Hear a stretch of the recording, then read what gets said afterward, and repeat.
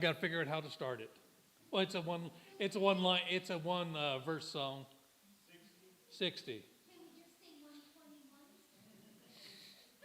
I don't know what 120 is. If I don't know it, you got to lead it.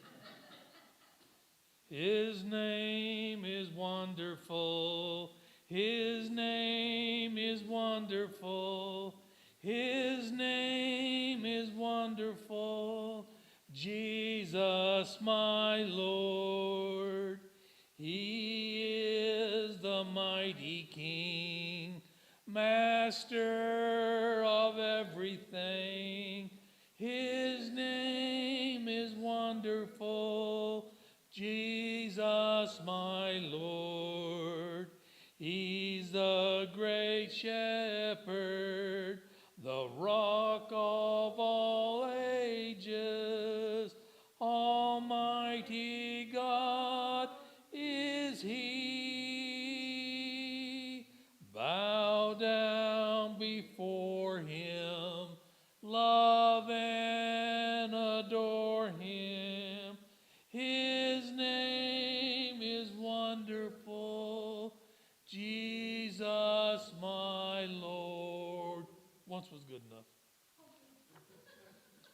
Because I'm going to sing 120 twice. 115, I'm going to try to do that. 1 and 5 if I'm lucky.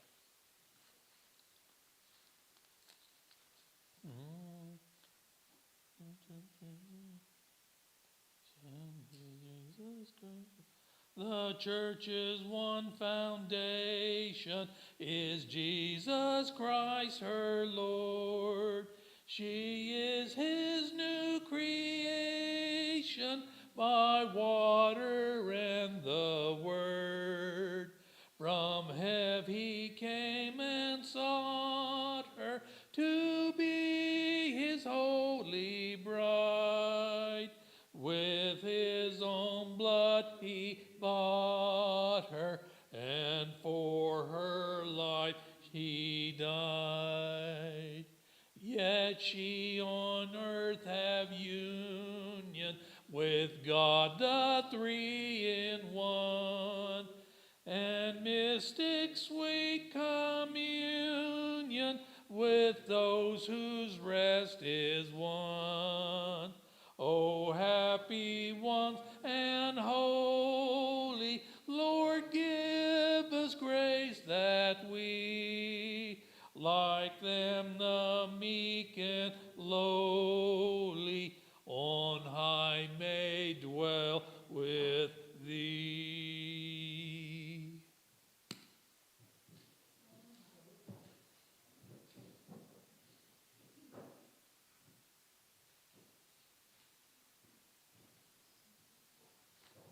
Thank you, Randy.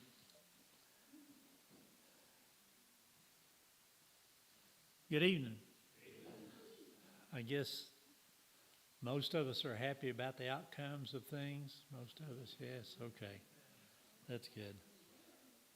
I was afraid if things didn't turn out well, I wouldn't be able to make it tonight. I'd have to take her to Woodridge, but it turned out okay. Okay. Everybody have their paper tonight. In the hospitals, JCMC's Rebecca Peer. I don't know if she's still there or not. Do we know? Okay. The VA's George Williams. Is he still the VA? Okay. Special request, search for a minister. Eugene and Debbie Davis, Jamie Vines, Tommy Smith, who, by the way, seems to be doing pretty good. Tommy seems to be all right. Bob Lyles, Jim Fretwell, Rod and Kim Ashby, the Northern Philippines, and Ryan Presnell.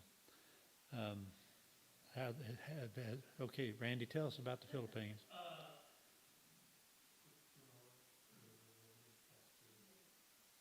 Several passed through, and we personally are okay. There was a lot of flooding up and down the islands. I have a new special request. My sister-in-law is in Paris, and she's a nanny. And her ward, his name is William Paul Lefebvre Poitier.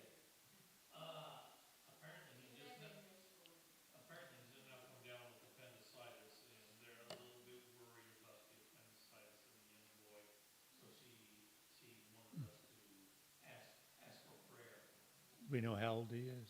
11. 11. Should do well. Yeah. Even the French can take care of that, I hope. Okay. We hope. Yeah. Well, it's as long as the Germans aren't involved, they'll probably be all right. Okay. All right. Expectant moms. Haley Edney. No new ones there. Nursing home. Life Cares. Helen Height. Jack Howell. The Waters is Ruby Ray. Evelyn Collins. Hermitage. Linda Chambers. Betty Jo Montgomery. Perry Perkins. Raymond Crabtree. And Margaret Fields. Hillview. Wanda Laws. Mary Tolley. How's Mary doing? That's it. Okay. Sycamore Springs, Lulabelle Street, Marilyn and Ronnie Taylor. Mountain City, Gene Buchanan, Kyle Bradley, Mike Dellinger. Ivy Hall, Opal Baird, Brenda Stout, Betty James, Sally Whitehead, Betty Chambers, Barney McKinney, Bob Rainbow, and Gail Les Hazel, Carl Lee Hazel, Carl Lee Hazel. I guess probably put my glasses on. It might help. I'll make it work. Carly still planning on going home? Is that the plan? As far as we know, I hadn't heard any changes there. And the McLeans aren't here, so we don't know about Betty. All right. Signatures: Elizabeth Nave, Barbara Hicks, Tammy Wells, and Lake Bridge's Jean Campbell. Any others we need to add to that or updates, the ones I didn't catch?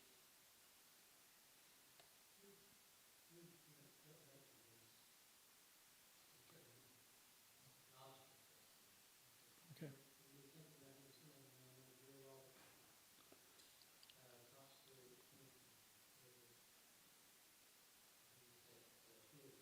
Hillview. Okay. And then out of the area, Amy for Africa, Terry Cates, Linnell Montgomery, Tommy Brown, Randy and Belinda Baskins, the Barons, the Sumas.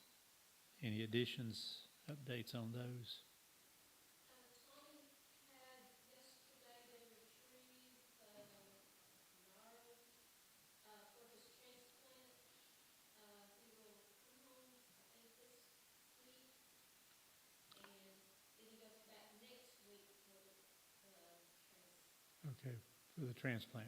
Okay, bone marrow transplant? Yes. Okay, all right. And they're able to use his own somehow or other. Oh, really? We did that the first time they were not able to retrieve it. Second time, they used a very experimental, I guess, drug, and it only been approved for 3 weeks. And when he went back, his daughter texted us and said it was a good outcome. Okay. So Yeah. hopefully he's doing well. That must be really new because normally they use radiation for that, so it must be real new Yeah, stuff. they said whatever they used, it had only been out on the, I guess, approved for 3 weeks. Okay. And I know it had to wait until the insurance approved. Yeah, he's lucky they got approval then. That's good. Any other updates? Home, Sean Elliott, Randy Payne, Harold Porteous, Rita Price, Lanny Carden, Carmen Yates, Debbie Williams, Travis Oliver, Jack Garrison, Ann Richenberg, Retha Williams, Mitzi Baker, Kim Miller, Betty McNeil, June Bailey, Ruby Odom, Daisy Grindstaff, Brett Hyder, Bob Holcomb, Casey and Emery Fryer, Jamie Buckles, Sherry Huffman, Don and Betty Pritchard, Jean and Craig Schaefer, Charles Carden, Gary Carden, Leslie Williams, David Andrews, Timber Wright, Jenny McGee, and Bernetta Andrews. That's a lot of folks. Any updates on these? I talked to Sean Elliott a little bit today. He's doing pretty good. We still need to keep him on here because he battles MS for a little bit in the wheelchair and stuff. And I know David Andrews, I believe he had his surgery. He did pretty good. So he's recovering from that. It's a long recovery. Any other updates? Any additions? Sympathy, Jack Roberts' family, and Jeff Cates' family. Any new ones there? Under praise and thanksgiving, remember Thanksgiving's coming up this month regardless. No matter what we say, it's going to happen. And of course, I'm sure a lot of you have a praise for what happened yesterday and last night. Yeah. All right. And if we have any folks that need to be called on, if you have any of your Democratic friends who need to be called on, we'll send Greg to spend time with them. We'll let Greg go visit. Yeah.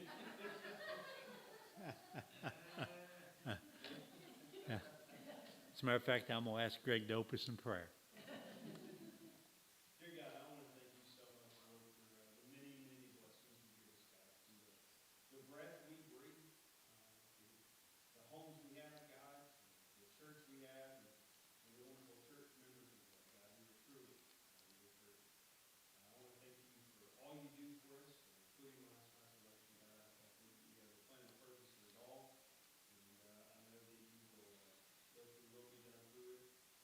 God, I also pray that you be with each and every person on that prayer list tonight that we went over. There's a lot of people who are suffering in different things right now, whether it be depression or one in the nursing home in Tennessee Canyon, or a sickness they're dealing with, or being in the hospital, God. And all those who are out of the area, I pray that you be with them as well and keep them safe. Lord, I just also pray that you give the families and give them comfort who have lost loved ones. Lord, we just know that you are a great healer, a great physician, comforter, and all that we need. We just thank you in your son's name we pray. Thank you, Greg. Tonight, I'm going to, got several things I want to talk about, but the first thing I'm going to do is throw a wet blanket on our celebration of the election. Why am I going to do that? Well, the world's a very difficult place, and we're going to talk a little bit more. In a few minutes, we're going to be in 2 Timothy chapter 3 shortly. If you take time and look at all the polls and all the directions and look at all the stuff that's going on in our world, first of all, one of the things that was most commonly recognized was that 70% of the people said the country was going in the wrong direction. Now, what does that mean? It just means wrong direction. Does that mean against God's will? Does that mean, what does that mean? And so if your direction is, we want more transgenders, we want more drinking, we want more drugs, we want more illegal immigrants who are killing people, that's still wrong direction. That they would still say if you change that. So you got to be real careful when you look at these polls. The other thing you need to pay attention to if you get an opportunity is to look at the percentage of votes and who got what in each state. And you will see that our country is probably, outside of prior to 1860, is the most divided that it's ever been. You'll see some states that voted overwhelmingly for one candidate, and another state voted overwhelmingly for the other candidate. So there has to be a huge division there in terms of seeing what the candidates stand for. And then you'll see in some states, they will vote for one candidate of a certain party, and then the next candidate comes down for another office in that state, they will vote for that candidate over the one they voted for president. For instance, in some states, I'll use an example of North Carolina. North Carolina voted for Trump, but their governor is a Democrat. How can that be? Okay. So what I'm talking about there is when you look at these numbers, you pay attention to them, you study the numbers, you'll see that some parts of the country are more divided than ever. And then you'll see that some other issues that came up. Now, how many of you paid attention to the abortion issue that was being voted for in a number of states? Again, wide separation in terms of the way the vote went. In some states, they want to put in their constitution that you have a constitutional right to an abortion.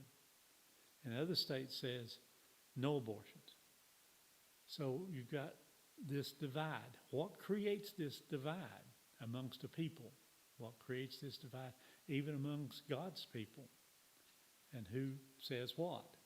Well, there's nothing unusual about this. Again, this country is more divided now, or about the same or more, depending on who you talk, which historian you talk to, as we did in the 1860s, over several issues, states' rights issues, slavery, a number of other things, more than one thing. And you have the same appearance today of just totally diametrically opposed. And I got some good news and I got some bad news. Okay. The good news is there's enough people voted to change the direction of the country. Right or wrong, the direction will now be changed. Okay, because of administration will change, something will be different. Will they do the right thing? Will they do God's will? Will they ask for His will? Will they look at what He's wanting us to do and do the right thing? Now, just because we want it changed doesn't mean that they're going to change the way that God wants it. And so there is that particular situation. Yeah, that's kind of good news, bad news. The bad news, the really bad news, though, is in 2 Timothy chapter 3. But mark this, there will be terrible times in the last days.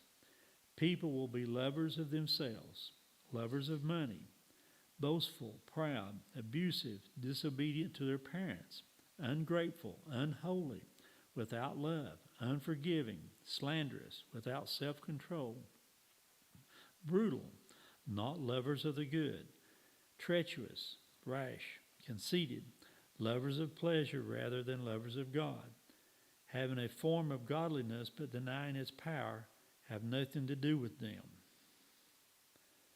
This was written in the first century. So has things changed a lot?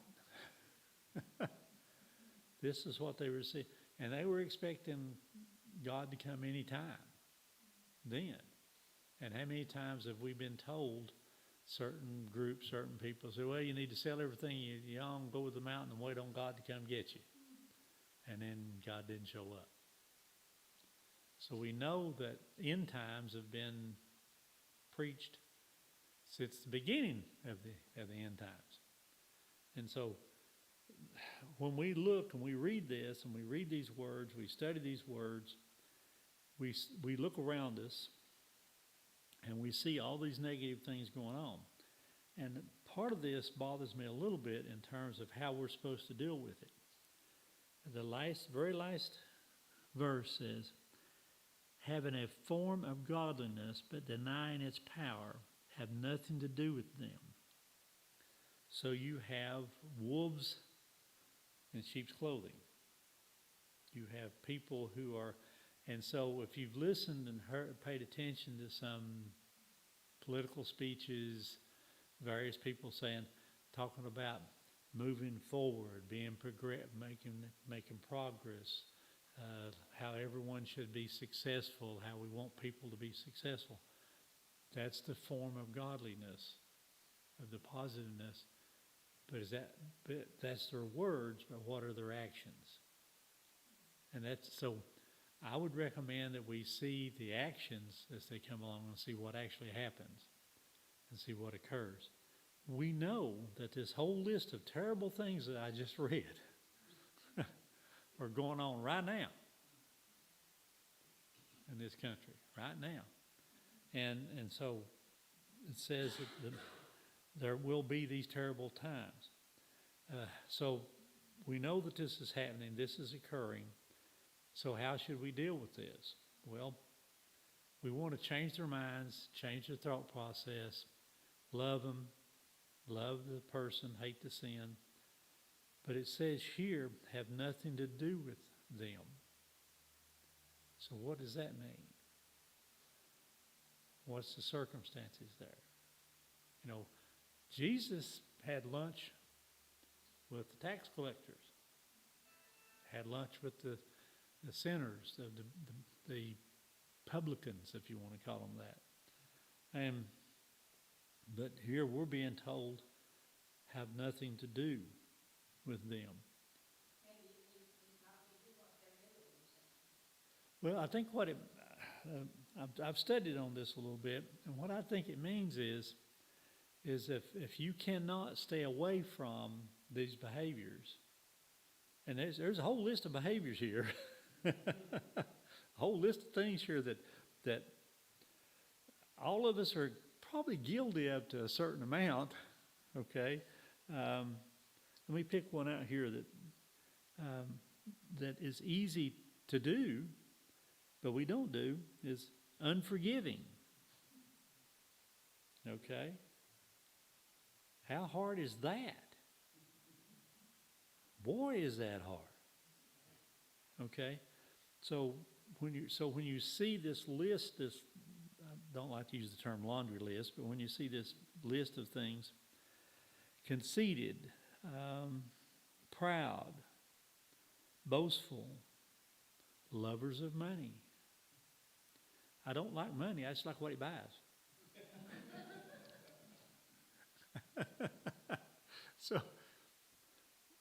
So aren't we all kind of guilty of maybe one or more of these things we're seeing here that's coming up? And it says, have nothing to do with them. But these things have all been going on since Adam and Eve in their family. Well, they did a lot of bad stuff, that's true. So human nature, in other words, hasn't changed. This was written in the first century, okay, and during the time of the Romans, during the time of paganism, certainly a lot of godlessness going on. And so the world hasn't changed a whole lot. But when we come forward and when we become Christians, ask Jesus, recognize that Jesus is the Son of the living God, accept Him, follow His commandment to be baptized, receiving the Holy Spirit. I don't know if you remember a little bit about my meditation. Then we're different. Now that doesn't mean we don't deal with this. So it's important for us to recognize individually and as a group some of these traits that are normal, natural human traits and have nothing to do with them. Step away from them. So if you're hanging out, and I doubt very many people in here are hanging out with the lovers of money and the lovers of themselves, you need to step away if that's your problem. You need to stay away from that. But now if you're someone who can talk to motorcycle clubs who are selling drugs, but it doesn't bother you, you're not interested in the drugs, but you like motorcycles, maybe that's something you can do. So what he's saying here is having a form of godliness but denying its power. So it's attractive. Whatever these things are attractive. So if what you're looking at is more attractive to you than it should be, you probably need to step away from that. Yeah, and so you need to, and that's just something to think about. Now, the next part of what I'm going to talk about, yeah, Randy. I'm a good moral person, but I don't believe in organized religion. Yeah. I'm spiritual, but I don't like to go to church. Okay, being spiritual. I never have figured out what that is. I think you like candles and chat. Crystals, maybe? I don't know. Oh. You hear that from some very famous people in this country. Right now, there's a woman who is people, millions of people emulate, and that's Oprah. She is spiritual, but she is not Christian. Right. And there's millions of people want to emulate her. Okay? That's godlessness, is what that is. Okay? Because there's all kinds of spirits. We need to be careful about that, which spirits we invite. And so should we, what do we do about that? Do we go to her and try to convert her? Well, I don't know. I certainly am not on, we're not, we don't share emails. So I don't know that I could contact her. But you do know someone in your acquaintances that has maybe one of these characteristics. Maybe you can approach them, maybe you can't approach them. That was one of the things I was talking about Sunday, the minister talked about. And sometimes just being an example, doing the best you can in these situations makes a difference. So being a Christian is not easy, okay? But he never promised you a rose garden. So at the same time, when we go through this list of stuff, we can pick ourselves out of here. And we need to watch that and step away. So this has been occurring, so at the end of times, this is what you're going to see. Well, it's been going on, and until Jesus actually shows up, it's probably going to continue going on until the end of time. Now, I'm going to jump down a little bit further because I'm going to pick on women tonight. I can move pretty quickly up here if you start throwing things. Yeah, and I live with one. Yeah, and so far. And my mother was a woman. Okay, and it's this. My wife will tell you she was quite firm in her belief, and she. I was asking her one time about the feminist movement, about all this, and she looked at me and she said, I really don't want anything to do with that. I said, well, Mom, they're making women equal and are getting jobs. No, you don't understand. I like for a man to open the door for me, okay? I like for someone to give me their seat. I don't want to lower myself to be a man. She said, I don't like it when people use profanity around me, this kind of stuff. And she would say that. So my mother was probably not a feminist, but she was a strong Christian woman. And so what is lacking in our society is kind of that circumstance, is strong Christian women that run the household. So we're going to move down to the next verse here. We're going to jump down here. And it's verse 6, I believe. They are the kind who worm their way into homes and gain control over weak-willed women who are loaded down with sins and are swayed by all kinds of evil desires, always learning but never able to acknowledge the truth. Wow. Are we seeing that? Are we seeing that in our communities? Are we seeing that in our homes? Are we seeing these kinds of things? We had more abortions performed this past year than ever. Over 1 million abortions. Now, that doesn't sound like 130 million people live in the country and 1 million abortions? Yeah, but how many childbearing age females are there? Okay, probably 30 million. So you had 1 million abortions. 40% of those abortions are in the black community. Okay, black population in this country is around 12% of the population. That's a whole group of people that are having significant numbers of abortions, and it's a problem. Why? Well, that's one of the things that the church is having trouble with, is with younger women, and maybe even older women, I'm not sure. But a lot of women do not want to be involved in the church because of the church's teaching of how they teach things, of how the man has, and I went through that in our Sunday school class, and about responsibilities, talking about the women that are be subjected to the man. Well, there's like 2 or 3 verses, I can't look it up for you, but 2 or 3 verses that gives the women's responsibilities. there's 7 or 8 verses that gives the man's responsibility following that. And so if you don't have the man doing his responsibility, then you can't expect the woman to do her responsibility. So I'm picking on guys too. But at the same time, this important issue here, the home. They are the kind who worm their way into homes and gain control over weak-willed women who are loaded down with sins and are swayed by all kinds of evil desires. Always learning, but never able to acknowledge the truth.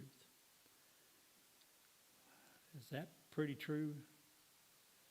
You have now women who don't want to have children until they're 40 years old because they want their career, my career. So a pregnancy is an inconvenience.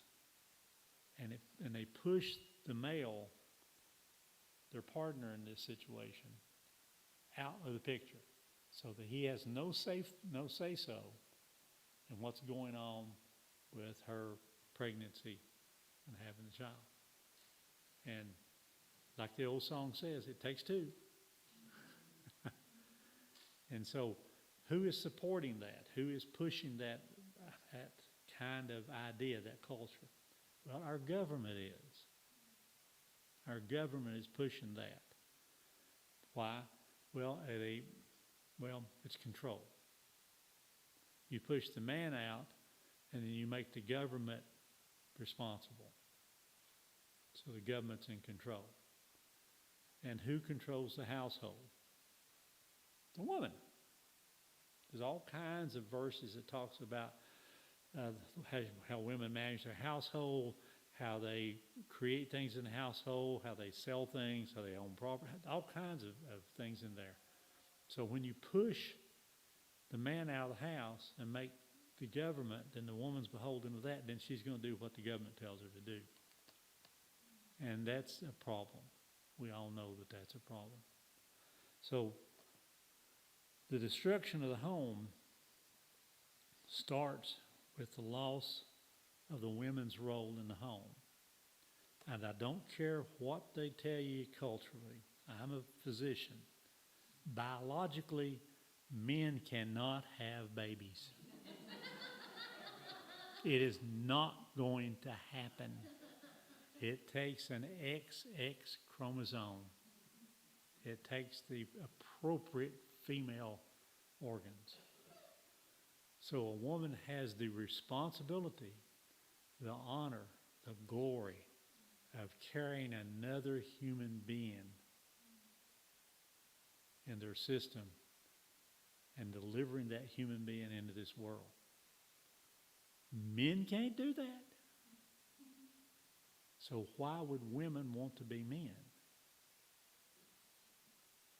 And that's a very special thing. And women are giving up this special thing. They call it reproductive freedom. No. They say that, and of course that's the pro-abortion crowd. They don't want to say pro-abortion. They want to say reproductive freedom. So what happens when you have reproductive freedom? If a pregnancy is unwanted, you just get rid of it. A man can't do that. Only a woman can. They have the special circumstance of being able to carry another human being. Now, if the fetus is female, I don't know what the situation occurs there. Because are you taking away that fetus's female rights to reproductive freedom through survival to have her babies? What are you doing? Nobody talks about that. So, these verses here about women allowing these kind of evils to worm their way into the home. And there's no question that women are in charge of the home. That's what the Bible says. The man's supposed to provide, protect, make sure things taken care of, do the right thing by his mate.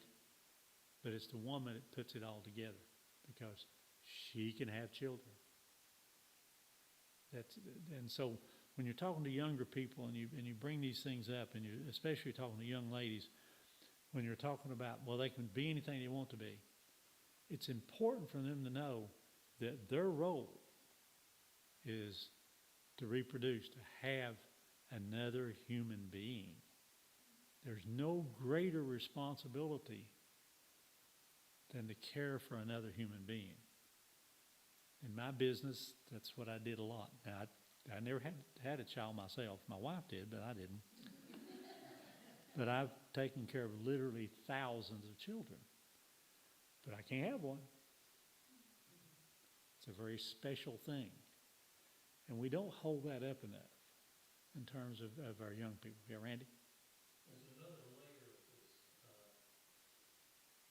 Once conceived, you're given an immortal soul. And it's the parents, the male and the female who did the deed, to raise that child in the fear of the Lord. And you're responsible for that child's soul until it reaches such an age where it can comprehend right and wrong. The age of accountability is called. Mm-hmm. 12 or 13, or some are a little earlier, some it takes. Some of them never get there. Yeah, remain kids for the rest of their life. But that's another layer of responsibility.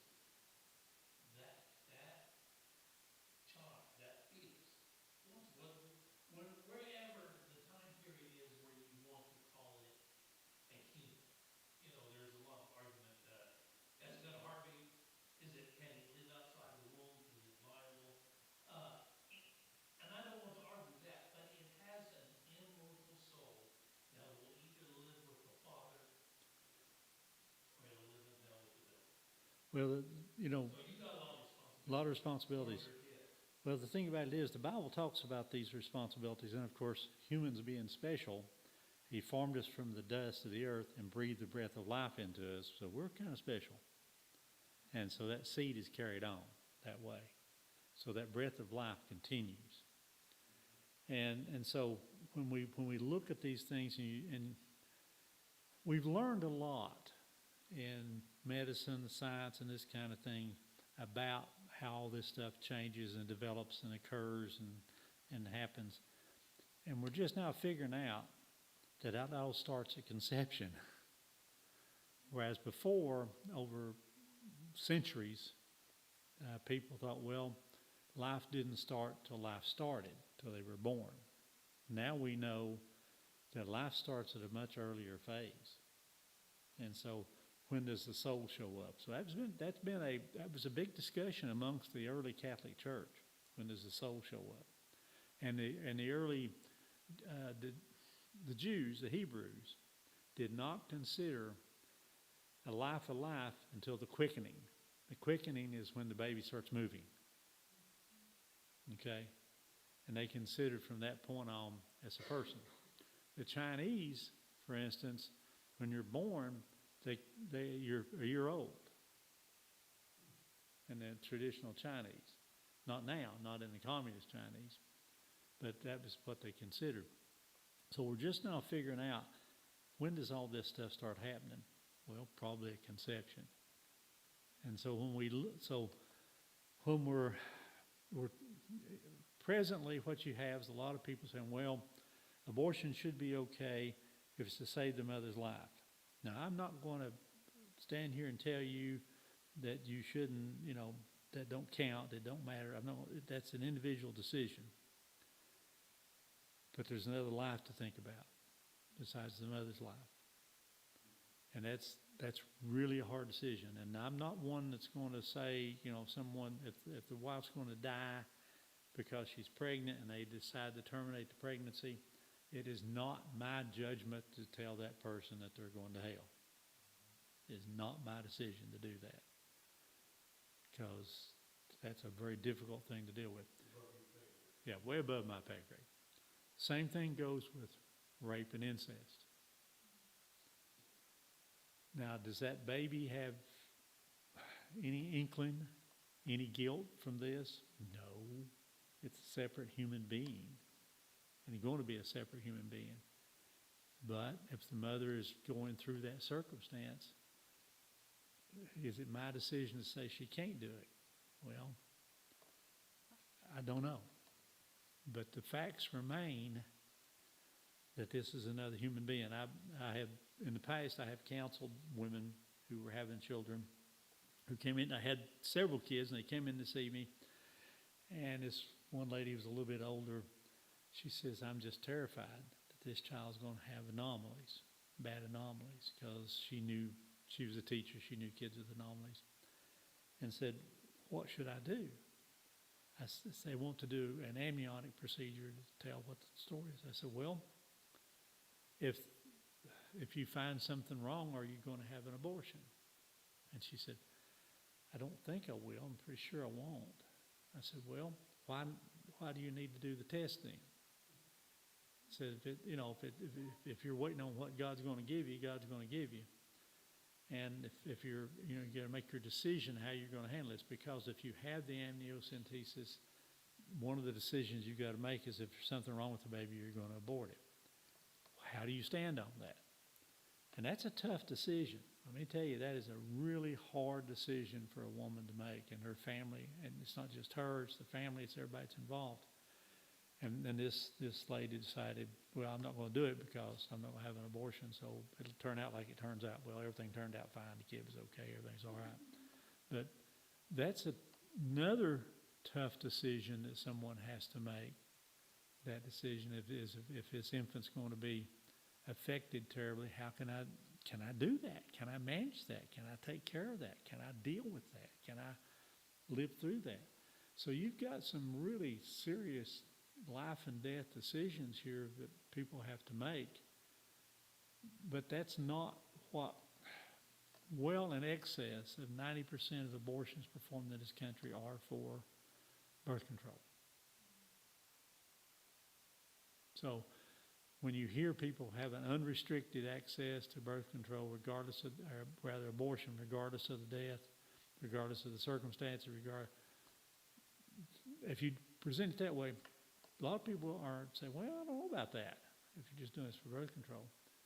But when you present it in a way of reproductive health, quote unquote, that's what they're wanting you to think.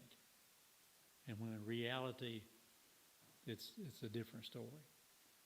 And that's one of those things that says, they are the kind who worm their way into homes and gain control over weak-willed women who are loaded down with sins and are swayed by all kinds of evil desires, always learning but never able to acknowledge the truth. Whoa. That was written in the first century. And it's just as accurate today as it was then. And so when we're looking at these things, we're dealing with these things, we can use these verses, we can use these circumstances to help us deal with these things. And I certainly don't want to see anyone have to go live through these things. And again, it's not my position to cast judgment on these circumstances. It's just that you got to decide what you're doing here. And you got to understand that you're taking a life. Now that's the problem.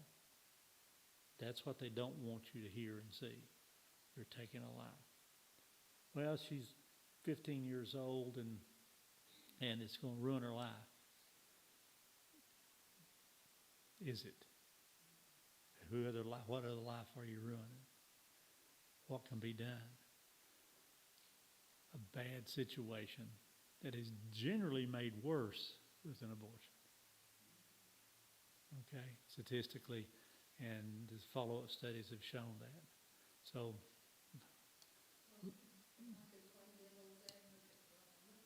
you're good at that. Go ahead.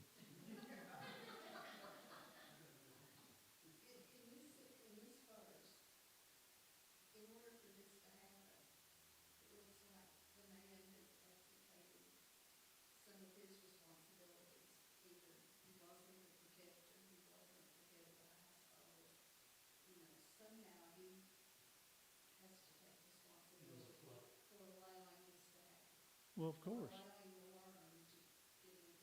That's right.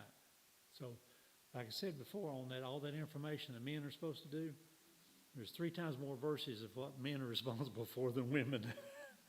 And so the men are advocating, and the women are pushing them to advocate their position. Okay? And it's a problem.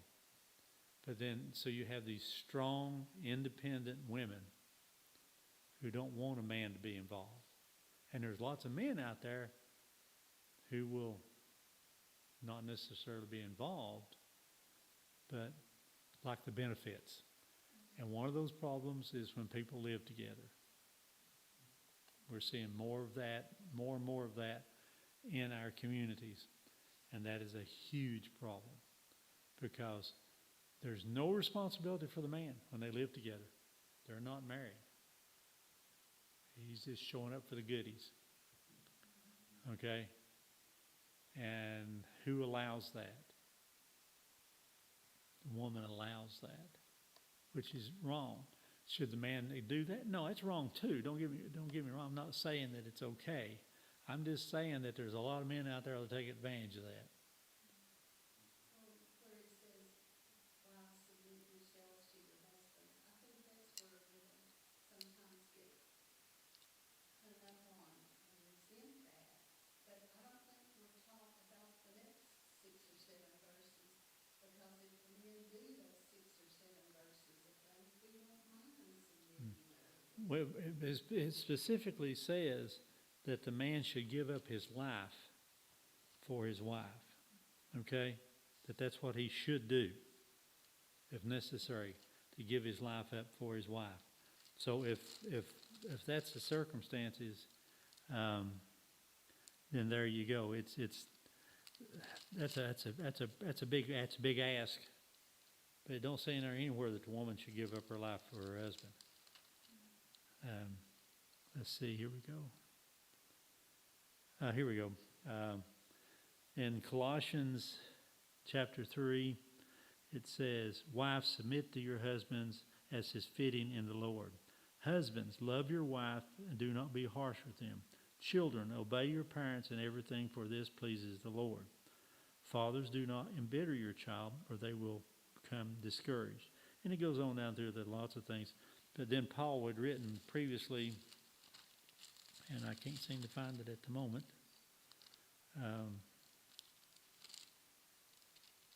I had it marked and I lost it. About wives submitting to their husbands, but it's in Ephesians. I'll find it in a second here.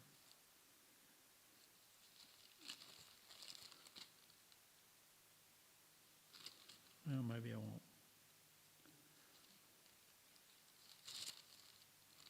Oh, here we go. It's Ephesians chapter 5. "Wives, submit to your husbands as to the Lord. For the husband is the head of the wife, as Christ is the head of the church, his body, of which he is the Savior. Now, as the church submits to Christ, so also wives should submit to their husbands in everything." That's verses 22 through 24. That's 4 verses. Verse 25. "Husbands, love your wives just as Christ loved the church and gave himself up for her, to make her holy, cleansing her by the washing with water through the word, and to present her to himself as a radiant church without stain or wrinkle or any other blemish, but holy and blameless. In this same way, husbands ought to love their wives as their own bodies. He who loves his wife loves himself. After all, no one has ever hated his own body, but he feeds and cares for it just as Christ does the church, for we are members of his body. For this reason, a man will leave his father and mother and be united to his wife, and the two will become one flesh. This is a profound mystery, that I am talking about Christ and the church. However, each one of you must love his wife as he loves himself, and the wife must respect her husband." So verses 25 through 33 tells the husband what to do. What did Christ give up for the church? His life on the cross. And so they're telling the husband that's what he must do. Didn't say a thing in there about the wife doing it, though. So when we look at these things and read these directions, people like to pull stuff out all the time. We had a relative who really loved that first part. Wife, submit to your husbands. But the rest of the story, as Paul Harvey used to say. Yeah. How many people here remember Paul Harvey? Oh yeah, see, yeah, we're a special group. So, so as you can see then, what I'm talking about here is division. I'm talking about separation. I'm talking about people not being their roles, people not following what they're supposed to do, people not understanding their role, people not recognizing their values, at the same time recognizing their foibles, their mistakes, things that they can do. And the Bible's full of instructions on how to manage this. And it's also full of examples of people who did not do very well. But God still loved them and forgave them and took them back in. David is always a good example of that. Always. Okay? So that's the nice thing about being Christians. We're not perfect, but we are forgiven. Okay? So, any other questions about that? I hope that I made you think a little bit. And I'm glad you're excited about the election, but don't get too excited. Okay? We still have to hold our feet to the fire to do the right thing. And I don't know if that's going to happen. Because remember the number one job of a politician,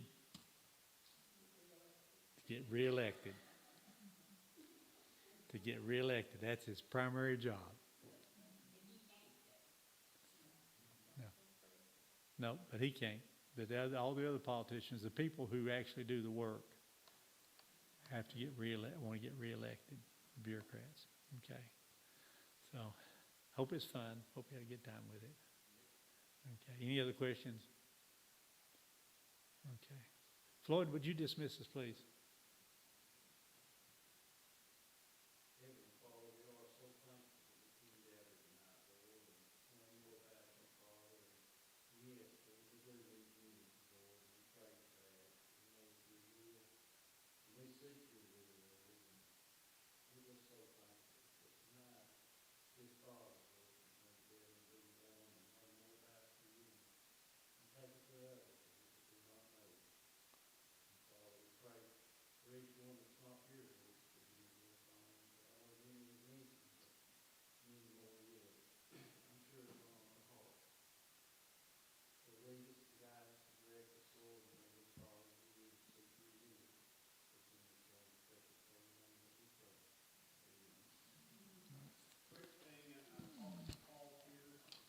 Yeah. Yeah. He said she's been home for about a month now. Oh, okay. In the hospital, but her condition is actually worsening, especially at sundown. He said she's under hospice care right now, and she doesn't really know much. So we need to move her over to home care, but understand she's under hospice. Okay. All right. Thank you. Thank you.